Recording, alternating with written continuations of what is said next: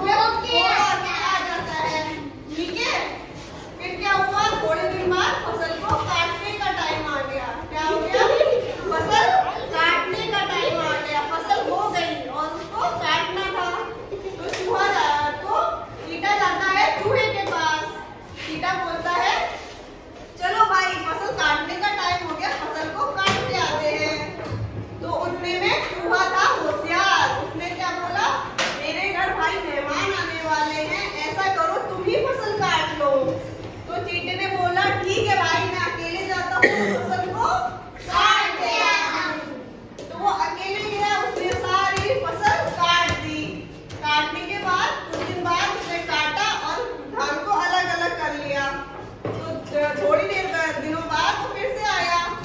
उसने कहा चलो भाई अब फसल हो गई है तैयार, इसका हम क्या कर लेते हैं, बंटवारा कर लेते हैं। इतने में चूहा बोला बंटवारा करने की क्या बात है, मैं और तुम रेस लगाएंगे और जो जल्दी फसल पे पहुंच गया फसल सारी की सारी उसकी। ठीक है, चूहे ने चालाकी दिखाई और चीते से बोला जो दौड़ लगा के सबसे जल्दी फसल पे पहुंच जाएगा सारी फसल उसकी हो जाएगी। इतने में चीता उसकी चालाकी समझ गया। चीते को उसकी चालाकी समझ में आ गई। चीते ने दिमाग लगाया और जैसे ही चूहे ने दौड़ना स्टार्ट करा वो चूहे की पूंछ पे चिपक गया। चूहा दौड़